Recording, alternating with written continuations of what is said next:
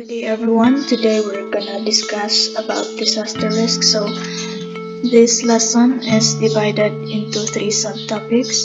First is the concepts on vulnerability, risk, and disasters. Second is the natural hazards and disasters in the Philippines, and the last is the disaster risk reduction and management. So let's define vulnerability first. Vulnerability describes the characteristics and circumstances of a community, system, or asset that make it susceptible to the damaging effects of a hazard. So from the word na vulnerable, so mura siya og degree or unsa kataas ang degree sa resilience sa isa ka community. So kung baga taas ang chance nimo nga maapektuhan sa isa ka butang. So for example, ang mga senior citizens, they are vulnerable to COVID-19, meaning na mas prone sila sa sakit. Why are they prone? So it's because of their characteristics. And there are four factors of vulnerability. So first is the physical, social, economic, and environmental. Physical vulnerability describes the ability of the built environment, including homes, roads, bridges, hospitals, schools, and government buildings to withstand impacts. Generally, physical vulnerability is represented as the monetary value of physical assets in the hazardous zone. So, muna siya example. So, blurred siya. So, when we say physical, so it's really there. You can see it or imo siyang hawiran. So, it includes place settlements, design ba kaha sa site or ang materials na gi-use for the building. So next, social vulnerability. It refers to the inability of people, organizations, and societies to withstand adverse impacts to hazards due to characteristic inherent in social interactions, institutions, and system of cultural values. It is linked to the level of well-being of individuals, communities, and society. It includes aspects related to the levels of literacy and education, the existence of peace and security, access to basic human rights, systems of good governance, social equity, positive traditional values, customs, and ideological beliefs, and overall collective organizational systems. So, social vulnerabilities kani mahitabo ni siya because of the inability of the people to prevent effects from the hazard. So, for example, naay bagyo and kani nawala ang signal or ang line of communication is na-cut off or dili ba kaha disruption sa mga transport system nga makatabok sa mga vehicles, gahatod o mga medicines or mga relief goods sa mga naapektuhan sa bagyo. So next is the economic vulnerability. The level of vulnerability is highly dependent upon the economic status of individuals, communities, and nations. The poor are usually more vulnerable to disasters because they lack the resources to build sturdy structures and put other engineering measures in place to protect themselves from being negatively impacted by disasters. So, ang level sa economic vulnerability is based siya sa economic status sa mga tao and community. So, the poorer the country, mas vulnerable sila sa disaster. That's why mostly nagakapektuhan are those who belong to low income and informal workers like sa ato diri sa Philippines. And last is the environmental vulnerability. Environmental vulnerability is a concept related to the tendency of the environment and natural resources to suffer damage or loss. So, environmental vulnerability, so cause ni siya sa mga natural resources destruction. So, katong mga human activities like deforestation, burning of fossil fuels, maka-apekto Japan siya sa ability sa environment na maprotektahan nila sa kay kung naay natural hazard na mahitabo. Risk and disasters. Risk, or more specifically disaster risk, is the potential disaster losses in terms of lives, health status, livelihoods, assets, and services which would occur to a particular community or a society over some specified future time period. It considers the probability or harmful consequences or expected losses, deaths, injuries, property, livelihoods, economic activity disrupted or environmentally damaged resulting from interactions between natural or human-induced hazards and vulnerable conditions. So if we compare hazard to risk, ang risk is the likelihood of a hazard causing harm. Right, for example, aning a pink, ang hazard is a shark, and ang risk would be the possibility nga mapakan or makaon ang tao sa shark, or for example, ang isa ka hagdanan. Ang ladder, mauna siya ang hazard, and climbing and falling out of the ladder is the risk. While disaster are serious disruptions to the functioning of a community that exceed its capacity to cope using its own resources. Disasters can be caused by natural, man-made, and technological hazard, as well as various factors that influence the exposure and vulnerability of a community.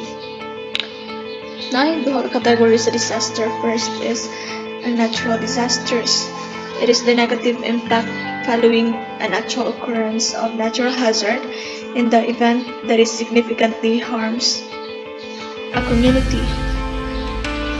Kanisha is caused by nature, that's why we humans have pretty much no control over it. So, muna ang mga examples: tornado, flood, wildfire, earthquake, drought, tsunami, landslide, and typhoon. Next is the man-made disasters. Man-made disasters have an element of human intent, negligence, or error involving a failure of a man-made system as opposed to natural disasters resulting from natural hazards. When we say man-made disasters, muna sila ang mga disasters na binuhatan sa mga tao. So it could be intentional or unintentional. Examples niya is kanina sa first peak, airplane crash. Next is chemical spills, and the last peak is the explosions. So the natural hazards and disasters in the Philippines. So let's watch this video first to have a little background about the disasters in the Philippines. In this video, we are going to talk about top 10 natural disasters in the Philippines. Number 10. Typhoon Reming, Durian. Months after Mount Mayan's eruption in 2006, Bicolanos faced another natural disaster when Typhoon Reming struck Albay in November 30. The flood caused by the typhoon was aggravated by the mud coming from the volcano, leaving 1,399 people dead. Number 9. Typhoon Natang, Ike. Typhoon Ike battered central Visayas on September 1, 1984. It made several landfalls and brought strong winds and rains that caused the largest river in Negros Occidental to overflow. At least 1,422 people were killed. Number 8. Typhoon Sendong, Washi. On December 15, 2011, Sendong reached the northern part of Mindanao and killed 1,439 civilians. Because of the massive number of fatalities and the damage it brought, it is also considered one of the deadliest typhoons in the Philippines. Washi made landfall over Mindanao, a major region in the Philippines, on December 16. Washi weakened slightly after passing Mindanao, but regained strength in the Sulu Sea, and made landfall again over Palawan on December 17. Number 7. Typhoon Taitang, Kate. Also one of the strongest typhoons to hit Mindanao, Typhoon Taitang's strong winds and heavy rains left 1,551 people dead. As a result, Kate produced heavy damage and over 631 casualties. At the time, Kate was one of the deadliest typhoons to strike the Philippines. Number 6. Tropical Depression Winnie. In 2004, Tropical Depression Winnie struck Luzon and Visayas. Although it was not as strong as the other typhoons, it brought continuous torrential rain especially in central Luzon, causing landslides and killing 1,619 people. The name Winnie was retired after this. Number 5. Typhoon Pablo, Bofa. Typhoon Pablo is one of the worst typhoons to hit Mindanao, causing massive flooding and killing 1,901 people. After hitting Davao Oriental and Davao de Oro provinces, BOFA shifted through the southern and central regions of Mindanao, cutting power to 2 provinces and triggering landslides. More than 170,000 people fled to evacuation centers as the system relocated to the South China Sea west of the Palawan Island province, eventually dissipating on December 9. Number 4. 1990 Luzon earthquake. With a magnitude of 7.8, it is considered as one of the strongest and most devastating earthquakes to hit the country. The 1990 tremor caused many buildings and hotels to collapse in the cities of Baguio, Dagupan and Cabanatuan, burying people alive. The earthquake left 2,412 people dead. Number 3. Typhoon Uring, Thelma. Typhoon Uring is the second deadliest typhoon to hit the country. On November 5, 1991, it brought torrential rains over Leyte, causing several rivers to overflow and triggering massive flooding. It killed around 5,000 people, majority of whom were residents of Ormoc City. Number 2. 1976 Mindanao earthquake. With a magnitude of 7.9, it is also considered one of the strongest earthquakes to ever hit the country. According to the Philippine Institute of Volcanology and Seismology (PHIVOLCS), the tremor caused a tsunami in the coastline of the Moro Gulf in the North Celebes Sea. This tsunamigenic earthquake caused buildings to collapse and killed around 6,000 people. Number 1. Typhoon Yolanda, Haiyan. Typhoon Yolanda is one of the world's strongest and deadliest typhoons, prompting a rare public storm signal No. 4 in the Visayas.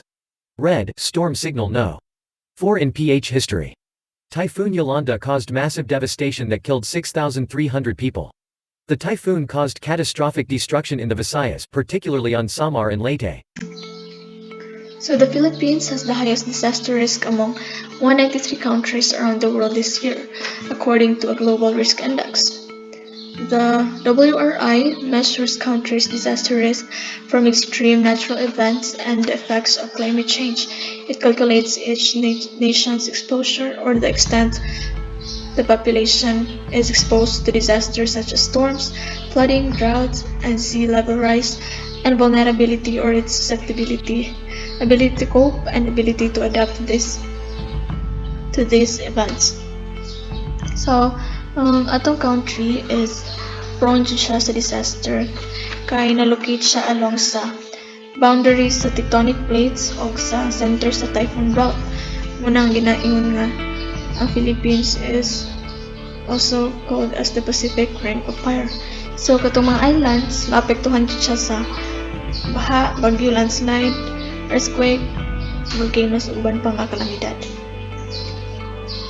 So, disaster risk reduction and management. What is disaster risk reduction? Disaster risk management is the application of disaster risk reduction policies and strategies to prevent new disaster risk, reduce existing disaster risk, and manage residual risk, contributing to the strengthening of resilience and reduction of disaster losses. Disaster risk management involves activities related to, first is the prevention. It is the activities and measures to avoid existing and new disaster risk, often less costly than disaster relief and response. Prevention, so for instance, i-relocate nila ang mga exposed na people away from hazard areas, so consider it as prevention. Next is the mitigation, the lessening or limitation of the adverse impacts of hazards and related disasters. Mitigation, example ani is ang pag-construct o panlaban sa floods or pag-plant baka o mga trees. Next is the transfer, the process of formally or informally shifting the financial consequences of particular risk from one party to another, whereby a household, community, enterprise, or state authority will obtain resources from the other party after a disaster occurs, in exchange for ongoing or compensatory social or financial benefits provided to that other party. Example aning transfer is kanang ilang ginatawag na insurance. And last is the preparedness, the knowledge and capacities of governments, professional response and recovery organizations, communities, and individuals to effectively anticipate, respond to, or recover from the impacts of likely imminent or current hazard events or conditions. So apil na diri ang kanang pagbutang og mga warning systems or pag-identify kung ahaman ka ipaagi ang mga tawo kung or kanabit ang mga evacuation notes kung sila pagi in kasong naim maabot nga kalamidad o apil na sa diha ang sa preparedness apil na diha ang pag-prepare sa mga emergency supplies. So, what can you do to prepare for the disasters? So, let's watch this video para nga ma-remind mo how to prepare for disasters. Hey everyone, it's Catherine, and I'm here to tell you all you need to know about disaster preparedness, the things you need to prepare, what to do during a disaster, who do we call for help, and some quick facts on disasters occurring here in the Philippines. Without further ado, let's start. So what are the things we need to prepare beforehand? First and most important, water for drinking and sanitation. Food, at least 3 days supply of non-perishable food, and battery-powered radio, cell phone with chargers, and backup batteries for contact purposes. Flashlight, in case it gets dark. First aid kit, whistle, mask, wipes for personal sanitation, local maps, and finally, a plastic sheet and duct tape for shelter purposes. Next, what to do before, during, and after a disaster. Before a disaster, you should first create an emergency plan for your own family at home. Make sure that everything you need is easily accessible in case of sudden disasters. Also, you should be knowledgeable on what protective measures to take before, during, and after evacuation. This is for preparation for whatever type of evacuation that will be carried out in your specific area. Lastly, you should put into mind your local emergency contact numbers, or better to list them and place it where you can easily see them, in case a disaster strikes and your family needs immediate help. The earlier you call, the faster you'll be taken care of or rescued. Now, during a disaster, first thing you should always put into mind is to stay calm. Because if you are calm, you think more properly and you make more wise decisions that would reflect on your actions. Next thing you need to do is wait for further instructions and follow your area's protocols on how to evacuate. This is to ensure that everyone is safe and no one will go missing.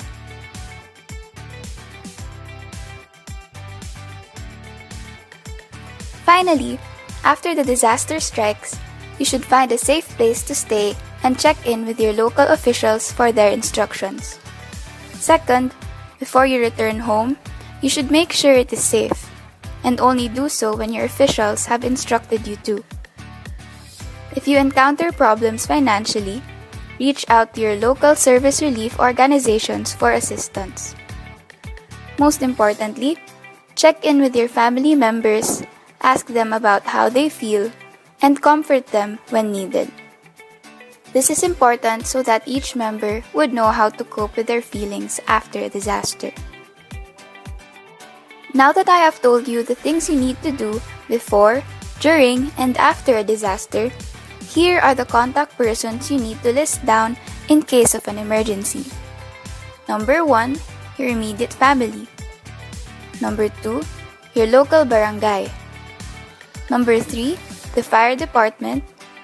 Number 4, local police stations.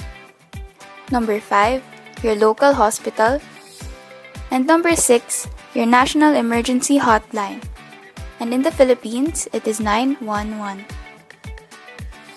Make sure you keep a list of these contact numbers in your home in case of an emergency. That's all for this video. I hope you've acquired a thing or two on how to deal with disasters, especially here in our country. Just keep in mind that it's always better to prepare now than fail to do so once the worst has come. So stay safe, everyone.